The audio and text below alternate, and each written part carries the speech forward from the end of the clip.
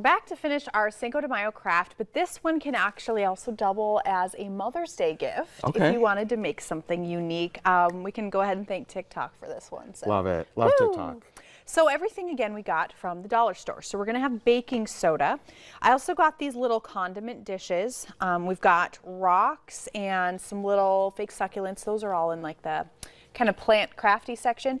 And this is my own paint, but they do have paint at the dollar store, so you can pick whatever you like. And then, of course, they also have paintbrushes, so we're going to need that. So first things first, we're going to take some bowls. We need to get our bowls out. And you're going to have a bowl. Okay. I'm going to have a bowl.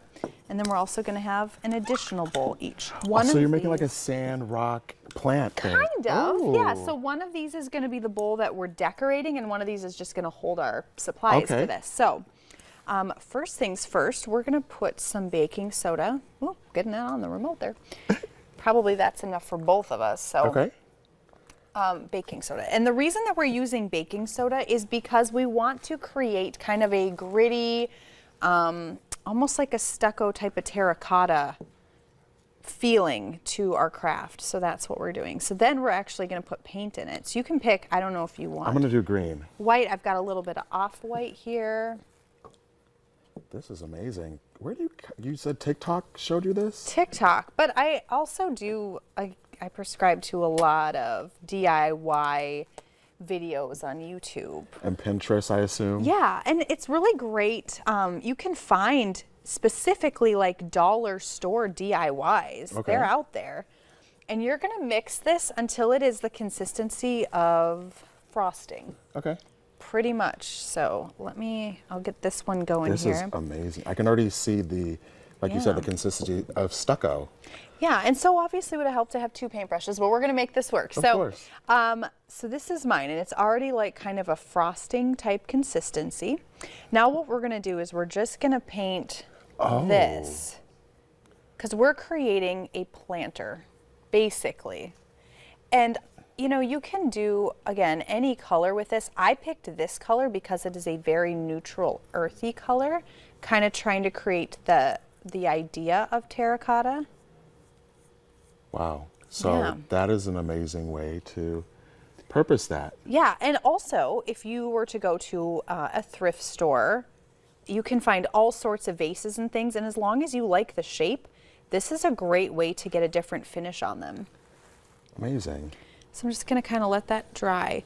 Now while I'm doing that, normally you probably would want to let it fully dry, but because of TV time, we're going to move along while Marlon's doing his side of it. So I just got these rocks from the dollar store. They're just, you know, a cool little bag. They have a ton of different kinds. They have the sparkly kind, the different colors.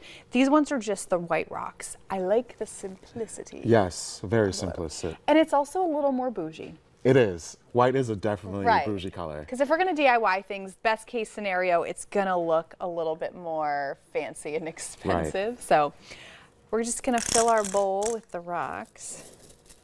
And you can fill it all the way up. The nice thing about these succulents is they are very, very light. They're not deep at all, so you can definitely put them right on top. And once you're done, like painting and looking at your creation, that's what really gets me, is the end product. It shows your creativity, and it shows that you're always willing to try something new. Yeah. You know? And this is a really easy craft too that you can do with kids. A lot of paints are washable. Yes. So worst case, they get it on their clothes. That's not a big deal. You can actually just, you know, put them in the wash and you'll be fine. I'm next with the rocks. Yes, sir. And I'm just kind of tearing off the tags, but also there's little clips on these. Some of the succulents have clips, some of them don't. It doesn't really matter. They're going to hide anyway, but. This is amazing. Isn't that cute? I love how you just did that. And we just sit that on top. And then we have like a super earthy planter. It's fancy. It's so simplistic, easy, it is. And on a budget. On a budget. And then since we're finishing our Cinco de Mayo, we're actually just going to put it all together. So if you remember, on Wednesday, we got this fabric. It's just kind of a cool fabric. It's just a fun pattern that is like Cinco de Mayo appropriate. Yes. And then we've got, of course, our cacti, because it's cact time. Right. My cacti is in San Juan. Your cacti is living large. Yep. On vacation.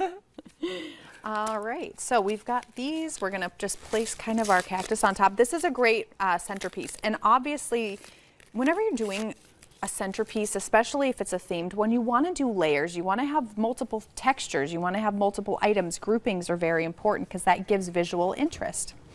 So we're just gonna put our fabric on there, have our little cacti, and then we'll get our bowls in. What an amazing finished product. Yeah, look at that. And granted, Beautiful. it's not completely dry, but we're cool. It's Yeah. fine. So yeah, so you get this fun kind of Cinco de Mayo centerpiece. You can add other things as well. The goal is that you want to do a little bit more southern things. That's why we went with the succulents versus other types of plants. We want to kind of have a southern theme to it. So There you voila. are. Yeah, decorate your tables, folks. Cinco de Mayo. Yeah. Woo-hoo. Well, coming up next is a functional medicine and making breakthroughs in the health community. Up next here on North Dakota Today.